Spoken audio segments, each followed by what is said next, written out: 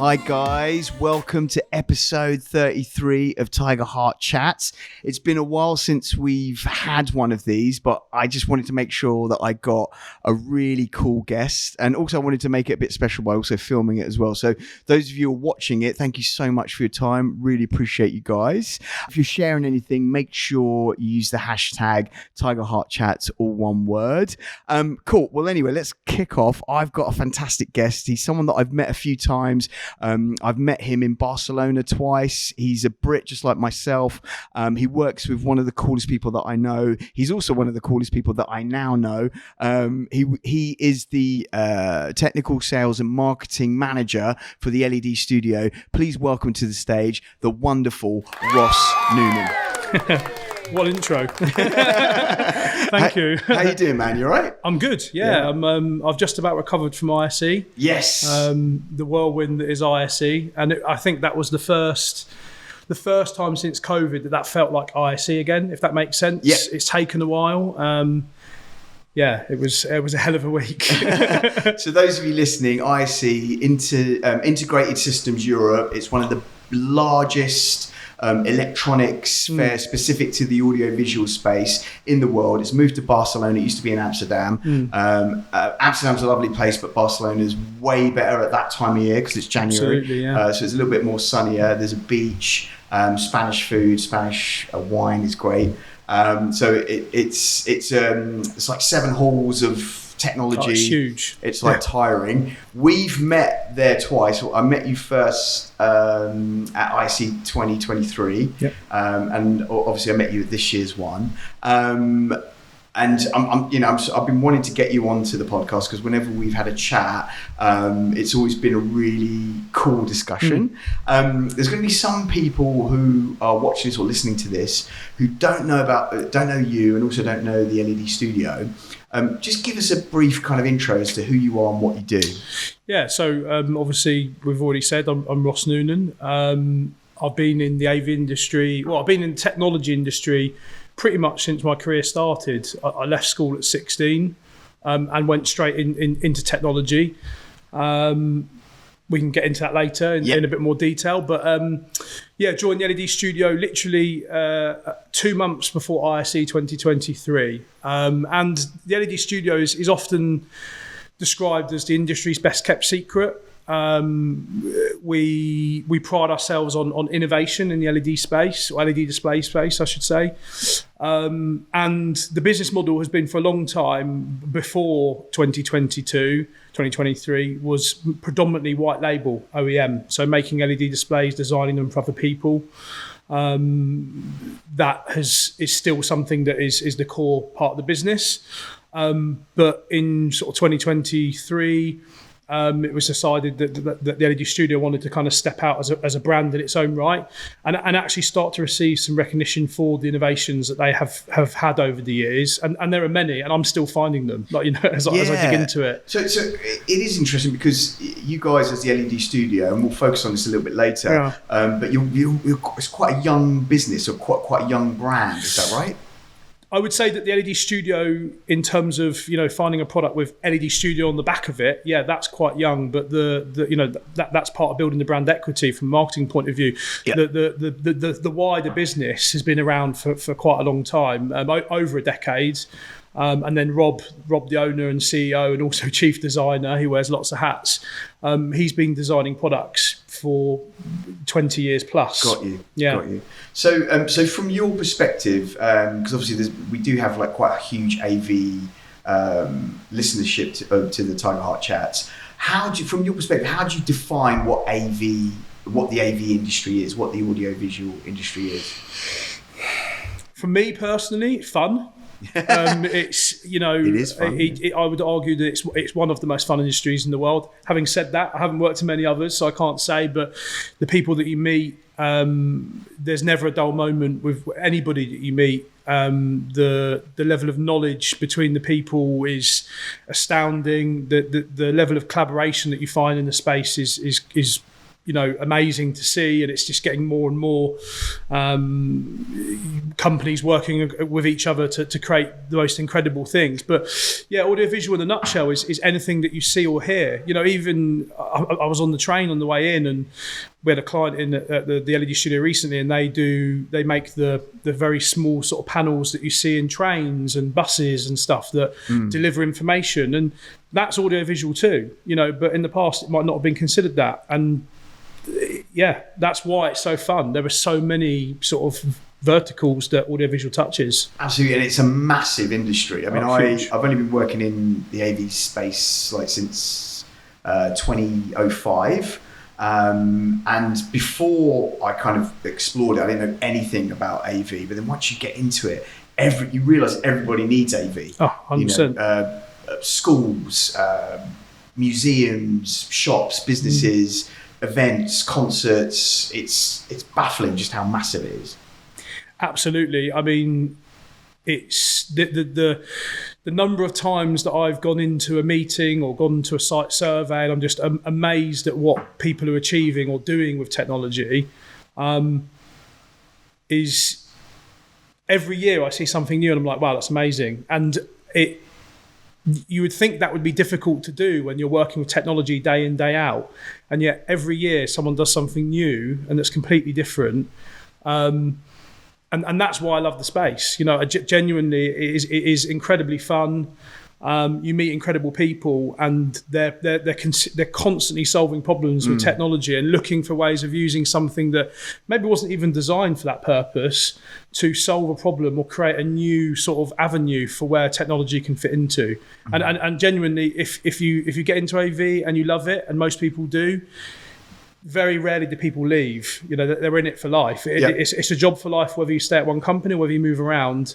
It often brings people in, and they never leave it, or they leave and they always come back. And there's a reason for that. Absolutely. It's just constantly growing as well. I mean, last time I was at ISE, it was actually baffling me just how big it's getting. Like in my head, I'm like, oh, there must be enough, I don't know, projection suppliers or projection companies or sound engineers, and there's just not. There's like there's kind of like a little bit of a gap. It feels like if you're in the industry, you're going to get some business, which is interesting. How did you get into this industry?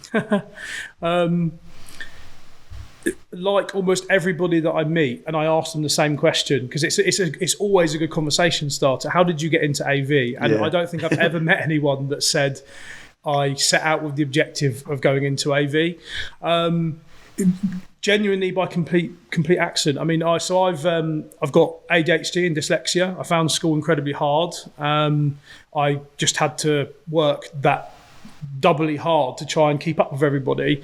And I would argue that during my academic years, up to 16, I felt that it was a hindrance to me.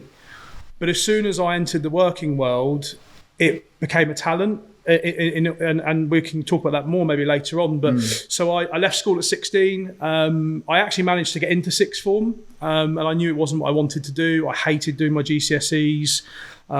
So I revised to the point where like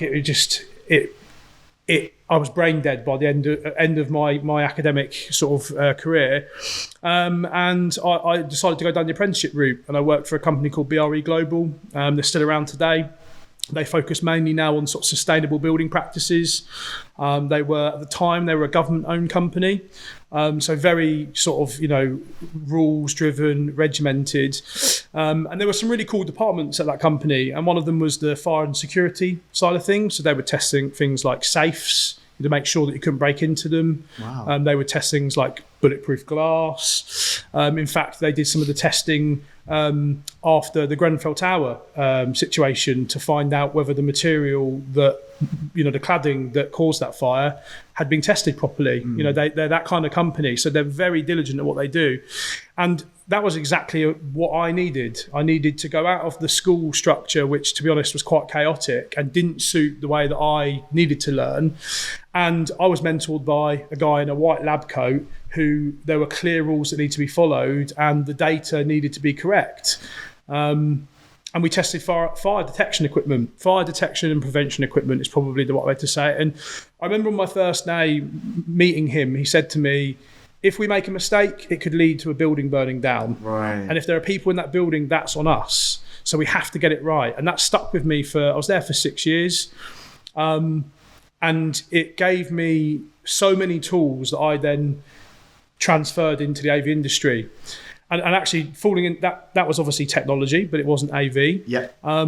Falling into AV was a complete fluke. I saw a job advert for a technical manager's role at a small manufacturer, UK-based manufacturer, which I think is quite rare these days.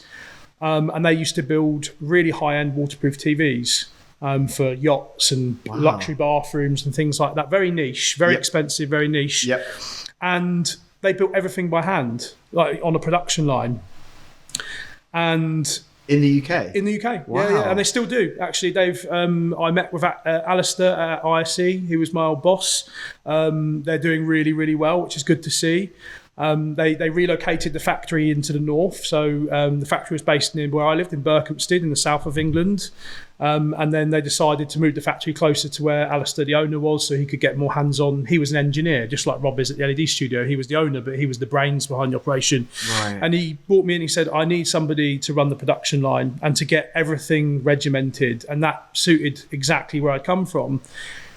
Little did I know that was going to open the door to what is the best decision that I've ever made, which is going into AV. Yeah. And that's how it happened. That's how I fell into it. So talk to us about the story of you and the LED studio. You touched on it when we were talking in Barcelona.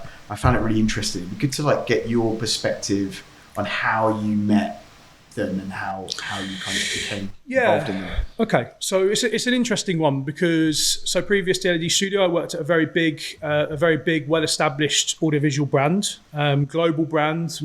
People will know them all over the world. I'm not going to name them. People can look that up on my LinkedIn or. And what you tend to find is that a lot of these companies are very innovative when they first start, and this company was very innovative. But as they grow and their product offering grows, sometimes that innovation tends to slow down. I think it happens a lot. Yep. I don't think that's unusual. And they find their lane and they stick to it and they do very, very good stuff in that space. And they did very good stuff in that, and they still do.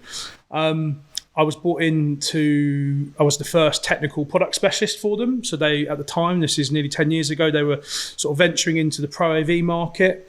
It's quite crazy to think that the Pro AV market, when it comes to projection, is really not that much older than 10, 12 years. Yeah, a lot has happened in that time. Yeah, so dramatically. 10 years ago, doing some of the stuff that you see now was literally not possible. And so they just ventured into the Pro AV market, and they needed a technical product specialist to help support their sales guys, who at the time were selling, more box shifting at the time. And so I started this journey of working alongside sales, right at the cutting edge of what was possible with projection at the time. And I quite quickly realised that in order to support these projects, you needed to offer a very technical service right the way through from consultancy on how you were going to deliver the project, how many projectors did you need, what lenses, where were they going to be positioned, shadowing, pixel density. There were so many things that had to be considered that there wasn't that level of expertise out there, or there wasn't that much of it. It was people were charging a massive premium for it, and so I thought that the sensible thing to do would be to bring that in house. And so we formed the Pro Design Service, which is something that I fronted up there. And it did incredibly well. We won some incredible projects, and it's funny. The dome at the moment that you see in Las Vegas, the Sphere. Yep. Incredible, absolutely incredible what that is and how that works and what that's going to do for that kind of content creation and LED displays in general. But I remember looking at that and thinking, the inside of that, I did 10 years ago with projectors. There's a big cinema in Oslo in Scandinavia. Is that right? Scandinavia, Oslo, yeah, that's right. And at the time, I think it was like 40-meter diameter dome, and we filled the entire ceiling with projection, and it was used for the launch of a very big film where I'm not going to name it. I don't know if we're allowed to, but the spaceships that after the rolling credits would normally sort of come on screen, they went over the ceiling and it immersed the entire cinema. And at the time, I don't think anything had been done like that, and I was involved in the designs. And what that sort of said to me was that there's always going to be a first for innovation in this space, and that was what drew me to the LED studio. Sitting down and talking to Rob, the owner, he doesn't throw the word innovation around lightly, and I think that's really important because it does get thrown around a lot. Electric cars, it's innovation, but yet it uses cobalt in the batteries and it's normally mined with slave labour. Is that innovation? I would argue probably not. So the word innovation is something that we at the LED Studio don't use lightly. We apply it to things that we truly believe are innovative. And I said to you at the beginning, there's stuff that I'm discovering as I've only been there just over a year, and I dig into the products from a marketing perspective. I'm like, holy crap, like this is a game changer. Why doesn't anybody know about this? And it's because, for leading up to this point, they haven't done marketing. They haven't needed to. And that was what really attracted me to this situation, really, or to the LED studio, I should say. Amazing. And so you touched on the fact that you've only been there a year, and I know I'm kind of jumping through the questions here, but we'll go back to some stuff. The LED studio has won loads of awards. New Supplier of the Year at the ADI Global Distribution Gala, 6 major awards at ISE this year. What has that done for your business? The brand's still quite new. What has it done for LED Studio? I mean, you could argue that what it's done for the LED Studio is we're still discovering that, I think. So I joined 2 months before ISE 2023, and the brief was really clear. First of all, we needed to relaunch the website, so that was a big one. We needed to establish a brand, so just all the way down to basics, logo, colours, style of everything. There was not much in place other than sort of technical documentation, because really that's all that they needed to supply to their customers. You want a screen? How do you want it to look? What do you want it to do? Here's a technical documentation. You do your own marketing. That's generally how it would work. So we were literally starting from almost nothing from a brand point of view. And so I had to sit down and think of a plan with my team, Kyle, who's also my business partner. He's our creative lead, and think of a way that we could get the recognition quickly. And that meant being selective as to what awards we put ourselves forward for. I don't see any sense in putting yourself forward for an award just to be on the list of finalists.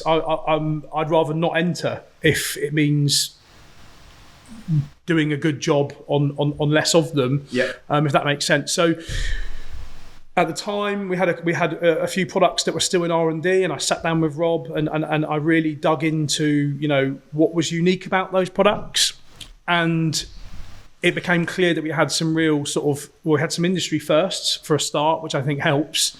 And so that was that was how we were going to propel the business forward in 2023 and going into 2024, because when we hit ISE, the website was really just a placeholder. Who we are, what we do. There were a series of PDF brochures that we designed very quickly with an external freelancer because I was still building the team out. The branding was still being worked on. I mean, it's impossible to do the branding for a company in 8 weeks. You can't. It requires respect. You need to get into the brains of the owner. And there's so much to it. I'm sure you're aware. So we had a tough job. But the brief was to try and propel the business forward with some awards that are prestigious, and the main one for us was the Innovation Awards, which is voted for by the public. So I mean, it's great that you've got a board of experts voting, but the public voting is, I think, for me, is a much more authentic way of getting positive feedback from the industry. It requires people to actually go out of their way to vote, and we've won that 2 years in a row, and that to me is all of the other awards are fantastic. They all mean something, but to me, they mean the most because that's the general public voting. So it means that we're doing the right things.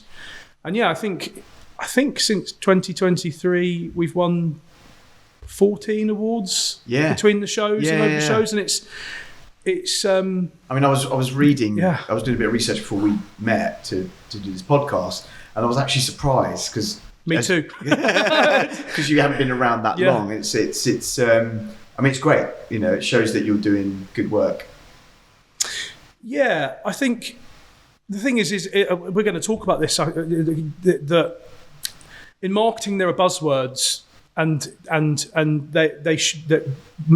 we as marketers, we're kind of like the media for technology, if that makes sense. So we have to be careful about what we say and how we say it, and you know. You could argue there's a danger of you've picked up all these awards, and does that devalue them in some way? And the answer to that is, you know, that in order to do something like that in such a short space of time, it was always a mission of, is there true innovation in what we're putting forward? That's the first step. Is, are we doing something that is industry leading? And then how do we tell people about that? Because a lot of the time, if you're leading the way, there isn't really a narrative that you can tell somebody because it hasn't been figured out yet, or you're trailblazing, and so therefore you could spin a narrative, and someone's just like, well, I don't understand what that's for because there's no need for it. It's quite a difficult thing to do. And it's being made really easy because the innovation is so clear. And in previous roles, that hasn't always been like that. You know, like I said, companies that innovate, it can't be the only thing that you're known for because eventually you're going to run out of ideas, which is why a lot of businesses are now moving towards solutions offerings and things like that. So it's got a short window of how we can use it to propel the business. And it's making sure that we capitalise on that. Yeah. So you kind of touched on lots of different things there, specific to not just the AV industry, but lots of different industries. Do you want to kind of like hone it in a little bit with regards to like your history? And I've got a similar history to you with regards to AV. I kind of fell into it. You know, I came from a different industry, and then I found I was like, wow, this is exciting and buoyant and creative, and you know. There's lots of cool things happening. Innovate magazine stated recently that there's a skills gap in the AV industry. Okay. And that they need more young people to see it and come into it. And there are some institutions that are trying to change that. What do you think is the right route to entry for a young person interested in working in AV? It's a really interesting question because somebody might answer that and say, well, if you love technology, you'll love the AV industry. And that's the obvious answer. You don't need to love or even know technology to come into the AV industry and thrive. There are so many areas that you can be an expert in, whether that be in the production of content or the actual creating it, or being a salesperson or being a BDM. There are so many areas that suit so many different skill sets that you might find that there's somebody that's like, well, I don't even know really how to use a laptop, so therefore how could I go into AV? But they could be an amazing conversationist that open doors and hand those over to sales. And that in itself is a talent that the industry needs. So it's one of those things where if I was speaking to my younger self and I'd said, how do you feel about, before I even went into fire security, I was 16 years old. How would you feel about going and working in one of the fastest paced industries full of technology where, you're constantly solving problems? I would probably say to you, no, you're having a laugh. Because I scratched through my GCSEs and I struggled at school. Right. And yet, there are so many areas where you can excel that will suit every kind of skill set in AV, but people think that it's maybe there's a kind of preconception it's just reserved for people that love technology, and I just don't think that's the case. Absolutely. There is, because there's obviously a real big issue with getting more women into the industry. I mean, it's changing, which is exciting, but a lot of them didn't know the industry existed until they found it. And I think you're right. It's really hard to kind of show the world what how great this industry is when people are quite young, because they're constantly being told to be, I don't know, like doctors or coders or whatever. What sort of mind and skill set does someone need to have to succeed in the AV space? The reason why I ask this is because I found being in some of the AV jobs that I've worked on, sometimes that sometimes they're long hours, they can be quite strenuous. Sometimes something's not working, you don't know why. It definitely takes a certain type of person, I think, to succeed in those environments. What's your perspective on that? Yeah, I guess I can only comment from my experience. Yes. And as we said before, there are so many areas that you can be an expert in. I guess if our background sounds quite similar, you did live events and audio and things like that, and that's very high pressure. I've done, rather than live events, I did, high-end installations where there were tight turnarounds and they were complicated and there were loads of different players involved. I think if you're working at in that part of the industry, then yes, you do need to have an interest in technology, absolutely. But the main thing is having that kind of thirst to just keep on absorbing what the industry throws at you, because it's changing. I mean, it's quite incredible, really. You look at how, like I said, 10 years ago, 12 years ago, sort of projection mapping on the outside of a building or doing a big immersive room was quite new at the time. And now you look at it and it's everywhere, and they've moved on to the next thing. You know, so you if you're working at the front end of it and you're actually working with the technology, then I think it's important that you're interested in it. You're never ever going to stop learning, so you have to be able to sort of learn something and then move on and learn something and move on and accept that you're not going to be an expert in all of those areas, but you're going to build up enough knowledge to kind of make do. Yeah. And then finally, and I would argue this is for any job, it's problem solving. That's exactly what our industry does. You want an image there, or you want audio just in a certain area, then how are we going to make that happen? And it always comes down to how do we solve that problem? Absolutely. And also solving that problem, that's when it gets, for me anyway, that's when it gets exciting, because you are thrown in the deep end, you're given some tools and you're trying to make it work. And it's usually down to how great you are as a team that helps you kind of fulfill that vision. Now, I'm going to ask a really specific personal question, which you touched on at the beginning. Sure. And I think it's really important because there are. So I didn't want to highlight this to you, but I've suffered with like ADHD and dyslexia, a form of dyslexia. I don't say suffer because I know what you mean though. In terms of, I felt like when I was younger, I did suffer with it, but I don't have that opinion anymore. Absolutely. I believe it's what defines me, 100%. From a creative perspective and also as a person. Just talk to us about that from your perspective as a professional. Because you said at school you felt, that you didn't feel like you're in the right place, and it was because of those things. Yeah. How has that shaped you as a? Because I've only known you a year. I've met you a few times. Whenever I speak to you, I'm actually quite inspired by you. I think you're like a really cool guy. It's one of the reasons why I wanted to do this podcast. And it's quite clear these aren't disabilities. They're just things that we have to deal with. I personally think that they are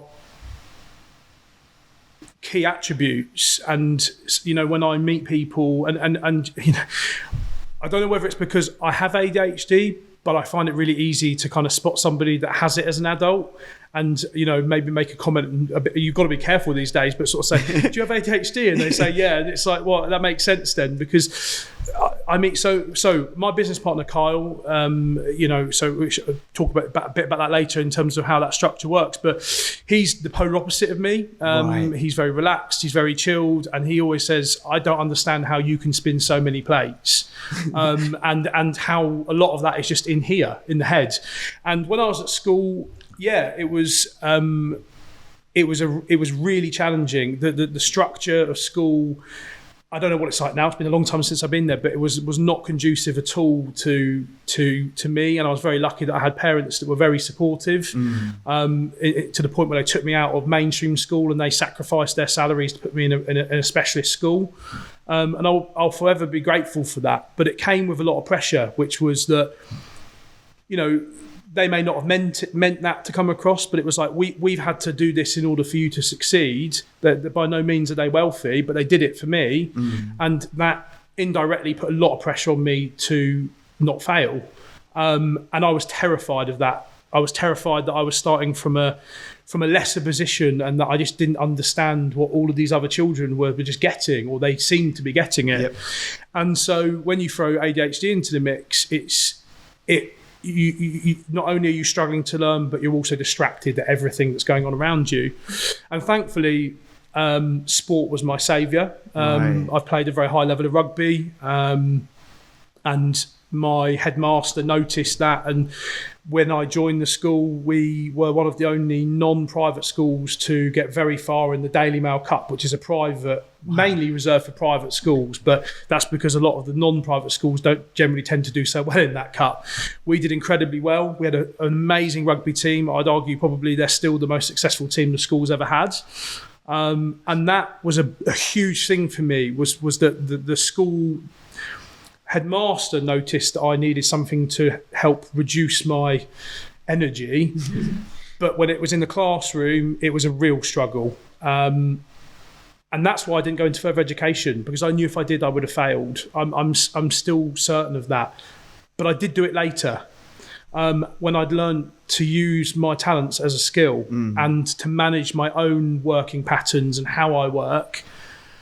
And now, in the same way that I sometimes will, when I wrote the email to you, I think I said, I struggled with ADHD, and suffered may have been a word that I would have also used, because at the time it felt like that. But now I see them as, I'm fortunate to have ADHD and dyslexia, and I'm only here because of the drive that has given me. Absolutely. To succeed.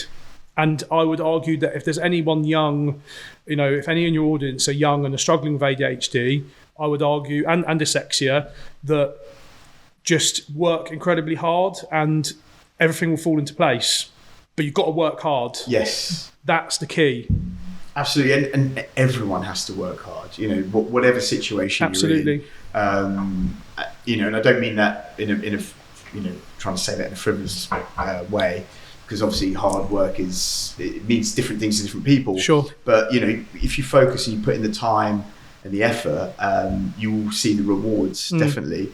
Kind of a side note question, but I just thought I'd ask this because it's something that's discussed a lot within the AV space. How do you protect your mental health? That's actually a really good question, because I've literally just finished around the counselling. Right. I did. You thrown me a bit of a curveball, because I genuinely didn't think that would get asked. So in exercise is a very big one. Yep. I try to, as much as time allows me to, go to the gym as often as I can. Me and my wife, we love the outdoors. We don't get to go hiking as much as we would like, but we go hiking. We've got a really cool initiative at the LED studio called Challenge 24, and as part of that, I'm planning a 3 peaks challenge in the Lake District. So it's climbing the 3 biggest peaks for charity. Amazing. And that's in raising money for Bipolar UK, which my sister suffers from. So mental health is something that I've grown up with. She suffered with that basically my entire childhood, and it was relatively unknown back then, and it takes a long time to be diagnosed properly. And I always, and I think this is very, am I allowed to say a male way of putting things? I always used to think that I was invincible when it came to mental health, right? Yeah. And that's a stigma that men have. Absolutely. And during COVID, a lot of things happened. My wife had some mental health problems that we resolved, and I said to her, "I'm not able to help you. You need to speak to somebody professionally about this." And probably 3 or 4 months ago, I had to be told the same advice by my wife, which was that you need to speak to somebody, and I've done it, and it's the best thing I've ever done. Yep. And I went into it thinking, I don't know where I'm going to start. I don't think this is going to work. And I can confidently say for the time being, it's completely changed my life, and I will 100% do it again if I need to. Absolutely. And, it's great that you talk about it in that way, because there are a lot of people that are afraid to talk to someone. I mean, I've had to talk to people, in my life. And one of the most beautiful things is that you're talking to someone, there's no judgment, because they don't know you really. Yeah. They're there to listen, but also to give you guidance. Sure. And that some people might be afraid of that, because it's like, who is this person? But actually, as you say, it can be very liberating. Yeah, I mean, I remember thinking to myself after the first session, which was kind of like a discovery session, I guess you would call it, that the thing that was holding me back from going there was the exact reason I needed to be there, if that makes sense. Yep. And so if people can overcome that feeling of, a fear of talking about problems that they might not even know exist, like that was the thing. I went into it thinking, I don't even think I've got a problem, but there's something not right, and therefore I'm not able to solve it. I'm a problem solver. That's what I do. And yet there's something wrong. I couldn't tell you what it was. My wife knew there was something wrong. And yet I was afraid of going and finding out what that was. And by finding out what that was, it's almost felt like I've like lost an old skin, like a snake. Yeah. And I'm coming out like a bit shiny and new. And I've got no doubt that I'm probably going to be in that situation again in the future. And now I know that it helps. Absolutely. And, within this industry, a lot of industries actually, but specifically this industry, the hours can be long. Sometimes you can be siloed in a quite a specific team. You have to kind of look out for each other and listen to each other. And these kind of timeouts are really useful. Sure. Because they allow you to recharge, which is really important. Thanks so much for that. Yeah. Let's go back and talk about a little bit of technology. We talked about AI before we had a chat here.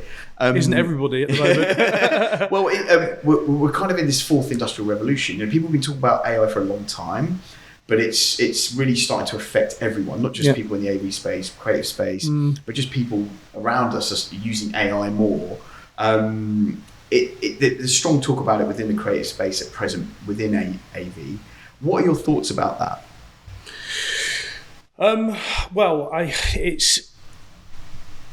You could have a whole podcast on this, but it's interesting that you mentioned the Industrial Revolution, because yesterday I was speaking to Carl about this. I was, trying to talk about some of the topics that we might cover in this podcast. At the time, you hadn't sort of sent me some of the questions over.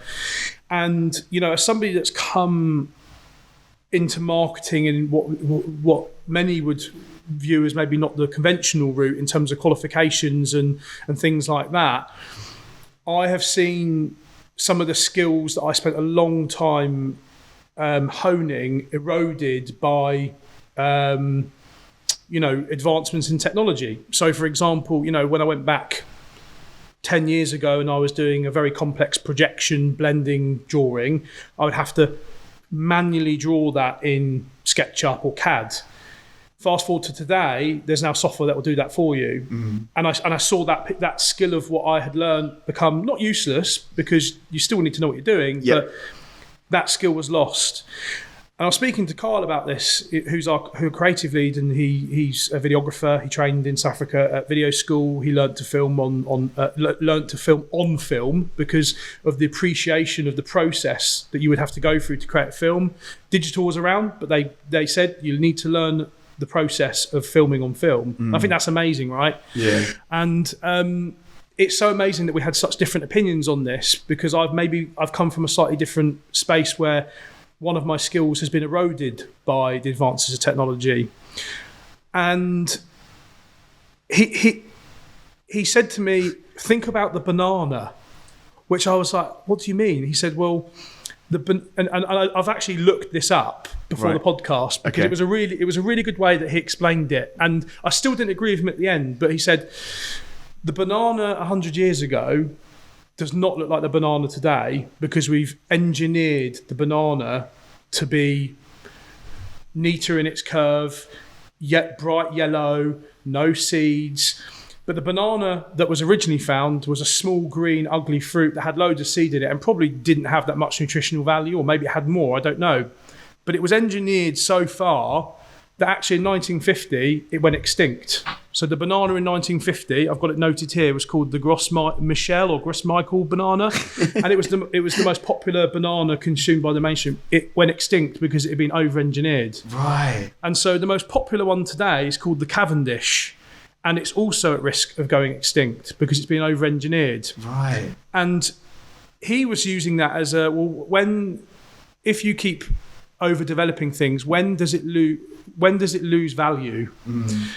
And I think that, having come into marketing from a technical background, is that in our constant pursuit for technology and evolving things, and AI is a big one, we as the creatives of today, and I say we as somebody that's come into this late, that hasn't been doing it for a long time, I think that we have an obligation to make sure that we keep authentic content creation or authentic creativity as an option on the table at all times. And I'll give you an example of that. I always try to give examples. And when we spoke about this, I said, we were discussing doing a production to promote a new product.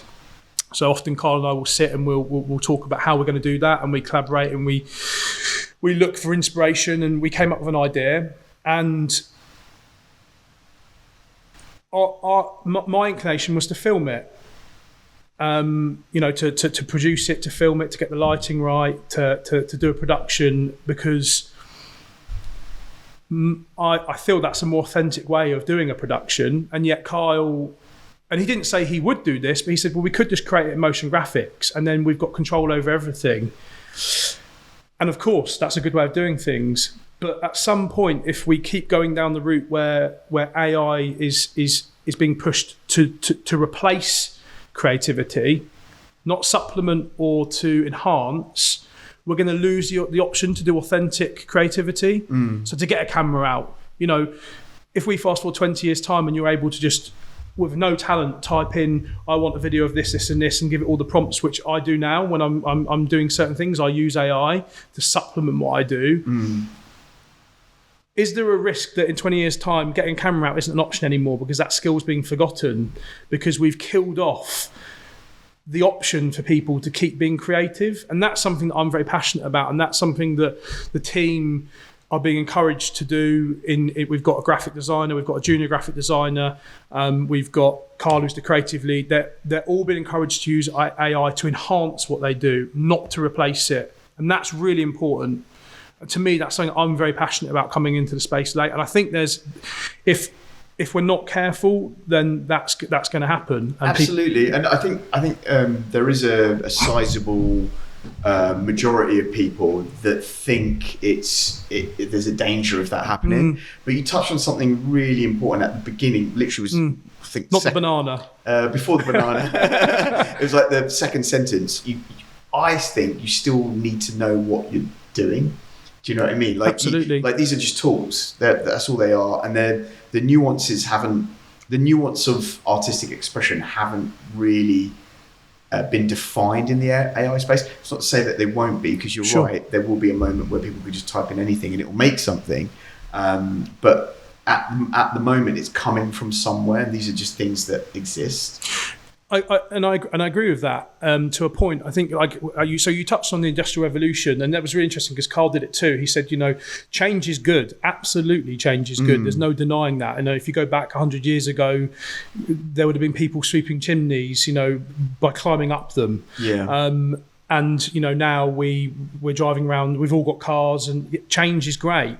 But you touched on the Industrial Revolution, and we should always look back at that, which is that we talk about levelling up the north in this country, but the reason that we do that is because we took all their skills away. That there's no denying that. They were welders, they were shipbuilders, they were miners. Now, of course, mining's not good, but they were the majority of people in the north were skilled labourers, and they had the talent. And by stripping that away, we have created another problem for ourselves. And the way I tried to describe it to Carl was that, I'm creative, but I'm not artistic. And yet I'm able now, through training my AI system, to create very good lifestyle images that are usable for what we need them to do. And it speeds up the process which we do. But and they're not quite at the point yet where they're better than what my graphic designer can do. And I hope they never will be. But this is less than 2 years into it being an option. Yeah. So if it carries on the rate that it's going, there's going to come a point where somebody with no artistic talent at all, but is able to write a really good story, and that's what I believe that I'm a storyteller. That's what I think good marketing is, and it's telling stories with facts, and it's educating people on why you should buy something and building a brand. That's storytelling, right? But if I'm able to do that as somebody that genuinely, if you see some of my drawings when I'm sketching out something for the team, they're like, I think I know what you mean. But I'm able to type something in and create something that's perfectly usable in 2 years. There's a danger that that's going to end up replacing a lot of people, and that's where I think the bit that is, we should use it to enhance everything we do. It's always a tool to enhance, never to replace. And if we don't, as a group of collectives, make that our kind of, that's the stance that we're going to take. It's going to speed up what we do. It's going to increase the quality of what we do. It's going to mean that we can work on more projects more quickly. That's the benefit of it, as long as it doesn't mean that in 10 years' time we've reduced the talent in our industry by 50%. That's just a figure plucked out of the air, but that's what's happened in the past when there's been change. Yeah. And so that's the bit that I think is something that's really interesting to the industry, and it's exciting, but it's also something that we need to be aware of, I think. Absolutely. Going back to the LED studio, what do you think is the biggest challenge for your business in this kind of AV space that's hugely saturated and is going to get even more saturated? Yeah, I'll loop back to what you said earlier on, which is that, you said how many LED, when you went to IC, you're just amazed at how many options there were. Yeah. And actually, from our perspective, you would think that I would say that's a bad thing, but it's actually not. Right. And the reason it's not a bad thing is that there is, even in some of the basic stuff in LED, there's a lot of confusion because there's so many options there, and there's so many different people saying different things. There's a lot of people that are going directly to China. Nothing wrong with that. If that's what you want to do, you're going to get a cost-effective product. The chances are you might not get the support that you're after. The chances are you may not get the exact product that you're after. And so that opens the door to real companies that are invested in understanding the technology that they're offering and doing a good job at educating the industry as to what that technology is. And again, I'll give an example of that. So, like I said, I joined the LED studio sort of 14, 15 months ago, and my LED knowledge before that was quite limited in terms of the LED that I'd worked with before was for very sort of just one purpose use cases. It was digital signage for indoor spaces or boardrooms. So a very small part of the market. So by no means was I an LED expert at all. Yep. And I'm still not. I'm discovering almost every day new stuff that I didn't even know existed and how it works. So imagine what everyone else must be thinking.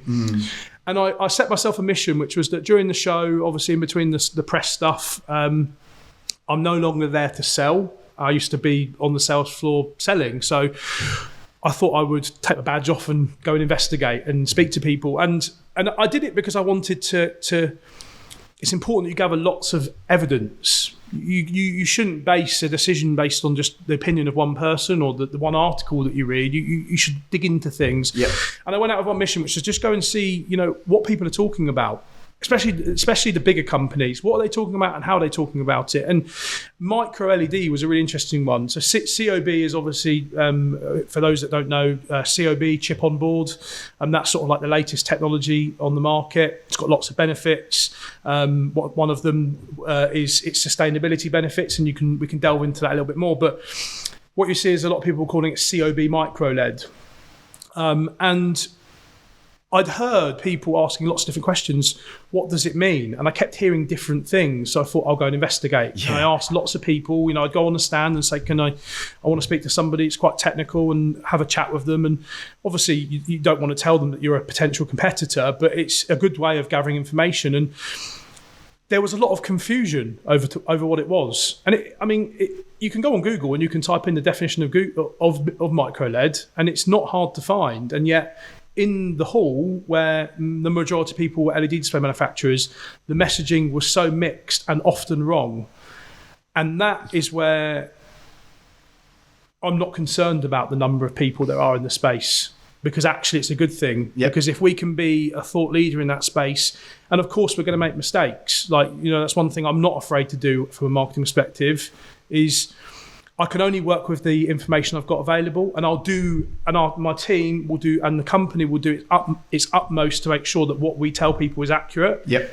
We'll never be afraid to backtrack and change our opinion, because that's important, that you're allowed to change your position on things. Otherwise, it's going to be a very boring world if everyone just sort of sticks to their opinion and doesn't change it. Yeah. But to try and to become not a beacon of light, that's probably a little bit just a thought leader that is helping people understand what they're buying, why they're buying it, and exactly what it is. And that's our mission, and that's how I think we are and we will differentiate ourselves from what is a hall full of hundreds and hundreds and hundreds of people doing the same thing. Yeah, I mean, competition's good because it keeps you on your toes. It educates you, as you say. It drives innovation. Yeah, it challenges you.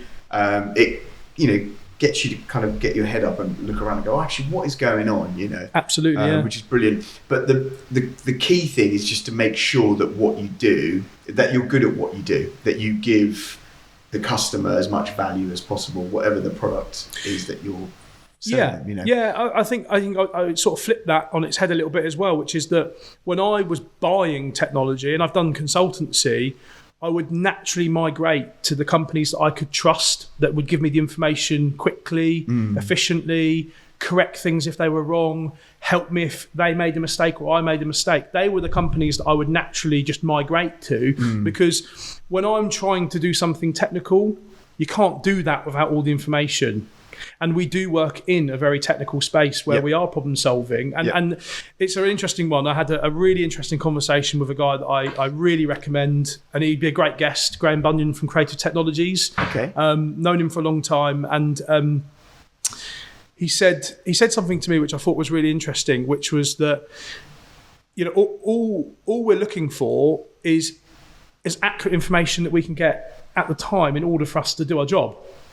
And the frustration that he experiences, and I experience it too, is why can't you just send me a data sheet? And it's because in the LED space, it's not like any other technology, like a television, where out of the box the features are fixed. If you want to change, for example, a tiny thing that the LED screen can do, it can affect the entire spec table. And so we need to go away, we need to work out, okay, is that going to change the power? Is it going to change, do we need a higher refresh rate? And so the product that's on the spec table is now no longer a thing. It's a completely bespoke solution.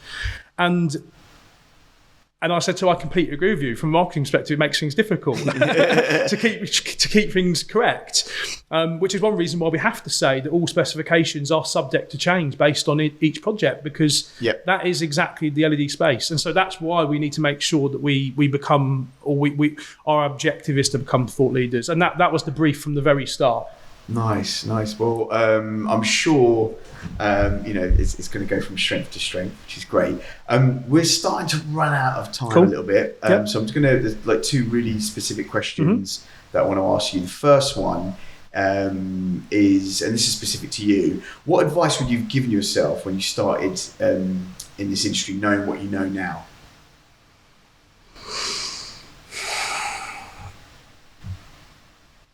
It's a good question.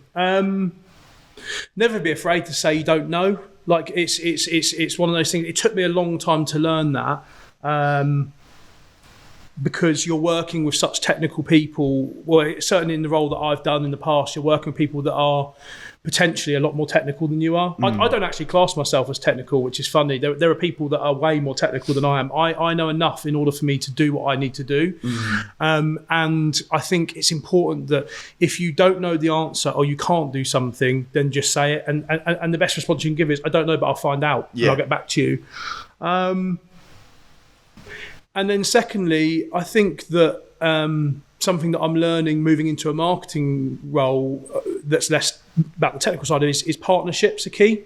Leveraging other people's talents or other companies' talents to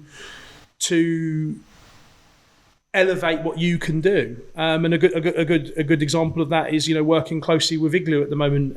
Igloo Vision, they produce a system called ICE. And I firmly believe that ICE is going to change. I mean, it's already revolutionised immersive projection, and Yep. LEDs creeping into that space. Yeah. I firmly believe that's going to revolutionise how we get multifunctional usage out of immersive spaces, and LED will move into that space. And so, working with those guys that are leading in that part of the industry is a no-brainer. And I think that maybe if I went back 5 years ago, I probably wouldn't have even considered sort of evolving that. Yeah. You know, and that's a big one. Absolutely. Collaboration. Collaboration. We're in the age of collaboration. Thanks so much for that. Cool. I mean, Ross, it's been awesome. Yeah. We've been talking for ages. I feel like we can talk forever. Well, we'll go for a beer after. Definitely. There's going to be people who want to get in contact with you, who are listening to this. Yeah. Because I'm sure, I mean, you've given so much value here. What's the best way for them to get in contact with you? Well, there's the easiest way is just to drop me a message on LinkedIn. I'm very active on LinkedIn.